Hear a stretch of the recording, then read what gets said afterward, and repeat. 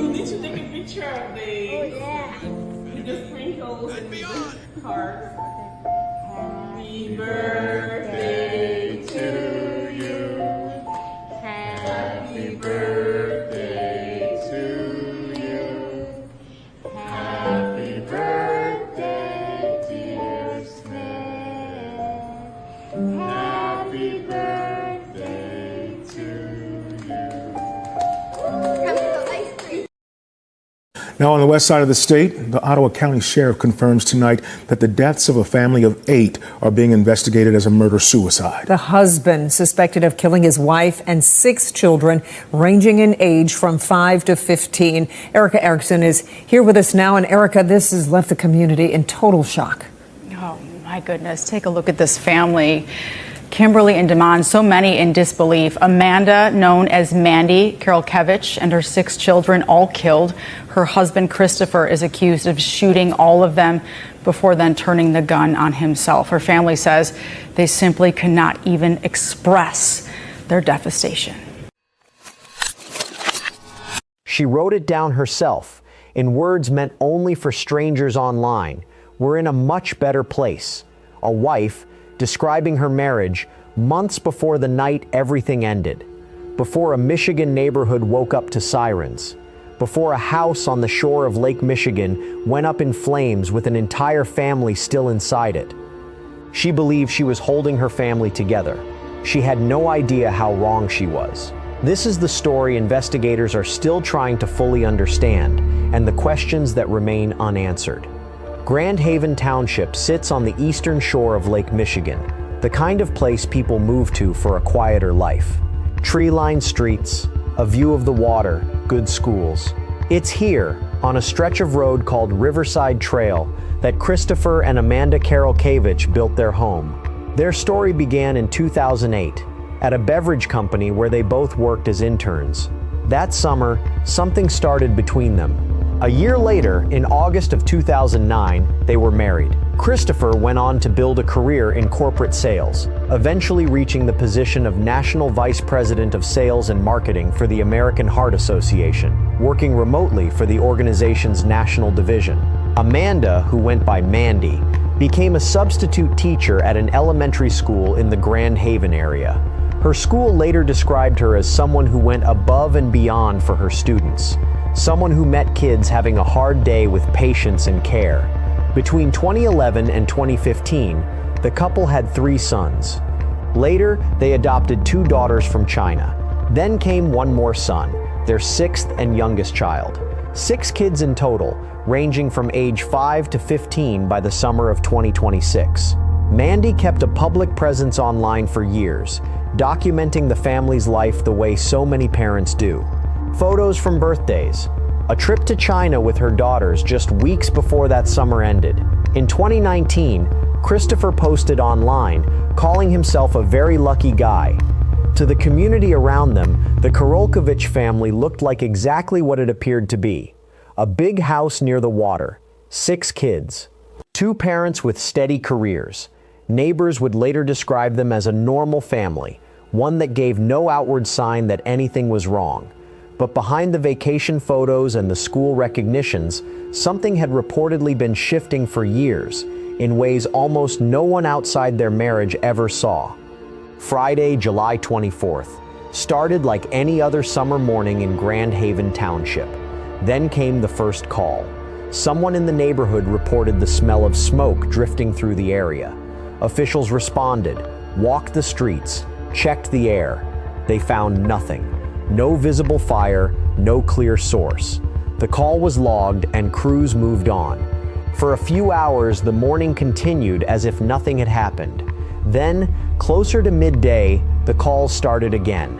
This time, it wasn't just a smell. Neighbors were seeing smoke, rising from a home on Riverside Trail. Firefighters and deputies were sent back to the same stretch of road they'd cleared earlier that morning. At 11:42 a.m., first responders arrived at the Karolkiewicz home. What they found inside would be confirmed only days later, piece by piece, through official statements. But in that first moment, on that Friday, what they encountered was a house filled with smoke, and a family that would not walk out of it. 8 people were inside that home when it was found. Kristopher and Amanda Karolkiewicz and their 6 children, ages 5 to 15.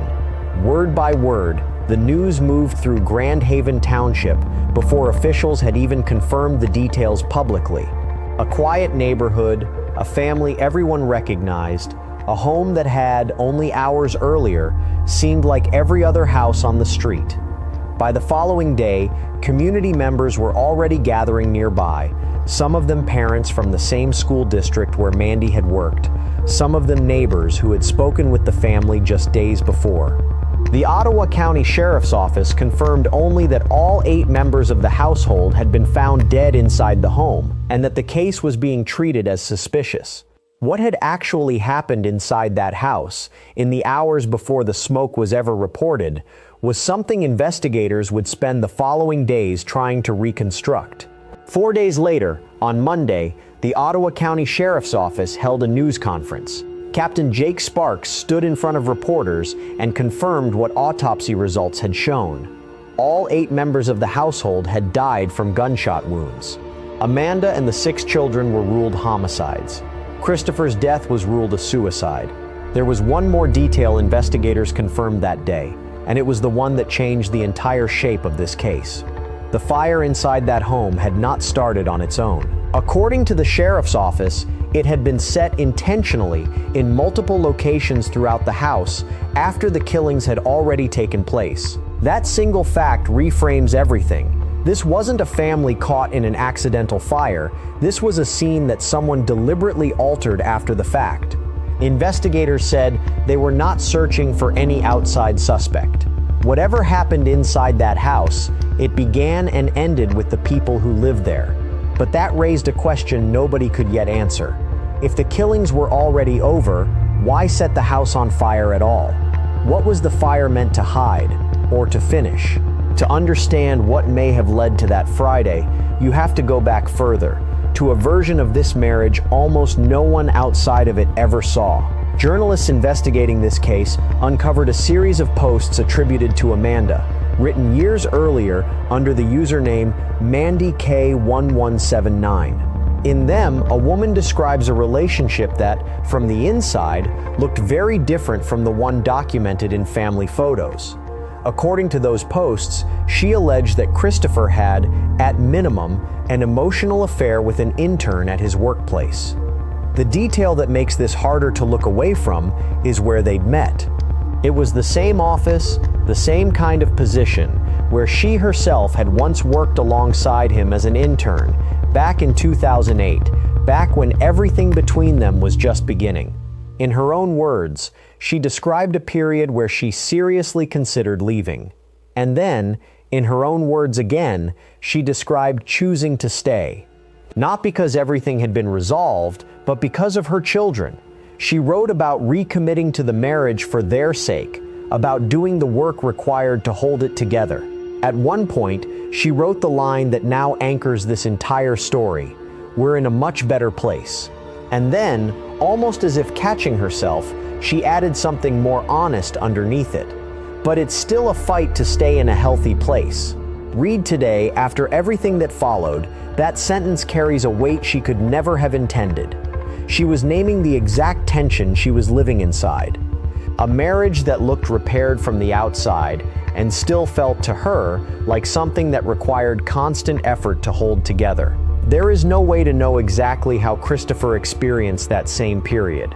What we do know is that whatever cracks existed between them were still there, quietly, years after she first wrote about them. And in the summer of 2026, something else was added on top of that strain, something significant enough that investigators now believe it may have played a role in what happened next. In early July of 2026, just weeks before the killings, Kristopher's employment with the American Heart Association came to an end. The organization confirmed he had worked there since September of 2023 as a national vice president of sales and marketing, operating remotely for a division responsible for training programs. When his employment ended that July, the association declined to explain why, stating only that it does not comment on personnel matters. For a man whose identity had been built, in part, around career success, around being the kind of person who called himself lucky in front of everyone he knew, that kind of sudden and unexplained ending may have carried weight far beyond a paycheck. Research into cases like this one offers a possible lens, though not a certain answer. A study from the Office of Justice Programs found that unemployment functions as a significant risk factor for murder-suicide, but rarely on its own. Instead, researchers found it tends to act as a tipping point, something that pushes a situation over the edge only when it's layered onto pre-existing strain, particularly a history of relationship conflict. That framework fits uncomfortably well here. A marriage that had been quietly fought for years earlier for the sake of the children inside it. And now, a sudden professional collapse arriving on top of it, weeks before the end. Investigators have been direct about one thing: there was no note. No letter, no message, nothing left behind to explain, in Kristopher's own words, what he was thinking or why he made the choices he made. Captain Sparks told reporters that his team was still working through documents recovered from inside the home, searching for anything that might explain what happened. As of now, nothing conclusive has been found. Sheriff Eric DeBoer said it plainly, in a statement read at that same news conference. This is an unspeakable tragedy that we may never completely understand, which brings the story back to the fire and the question it left behind. Why set a house on fire in multiple places after everyone inside is already gone? Investigators have not offered a confirmed answer, and it's important to be direct about that. What exists right now are theories, not conclusions. But the pattern of this kind of act in cases similar to this one tends to point in one of a few directions. Sometimes a fire is meant to destroy evidence, to make it harder for investigators to reconstruct exactly what happened inside. Sometimes it's meant to delay discovery altogether, buying time before anyone realizes something is wrong. And sometimes, investigators in similar cases have suggested it functions almost as a final act by the person responsible, a way of erasing the scene entirely, of leaving nothing behind to look at. Michigan State Police fire investigators, working alongside the sheriff's office, have said they are still trying to determine exactly where the fire began. That detail alone tells you this wasn't simple. It was set with enough intention, in enough places, that even trained investigators need time to trace its origin. What we do know is the timing. The fire came after the shots, not before. Whatever happened between Kristopher and his family that night, it was already over by the time the flames were set, which means the fire wasn't part of the killing. It was something that came after, a choice made in whatever moments followed by a man who had already done what he was going to do and now had to decide what came next. That choice, more than almost anything else in this case, is the part investigators admit they may never fully explain. In the days that followed, Grand Haven Township tried to process what had happened in a house so many of them had driven past 100 times without a second thought. A vigil was organized by local students, gathering at Duncan Woods to honor all 8 members of the family. Community members held hands in prayer. A rosary was held at St. Patrick Church. Grand Haven area public schools sent letters to families, offering support to students and staff affected by the loss of a woman many of them had known personally. Mandy's parents, Becky and Steve Lawwill, released a statement describing her as a kind and devoted soul who loved her family and her students. They wrote that words could not adequately capture their devastation and asked for prayers as they grieved and honored her life and the lives of her 6 children. According to The Guardian's reporting, authorities have described this case as meeting the definition of a family annihilation, a term used since the 1980s for this specific pattern of violence, most often committed by an armed man against multiple members of his own household. Citing the nonpartisan Gun Violence Archive, the outlet noted this was at least the 8th such case reported in the United States in 2026 alone.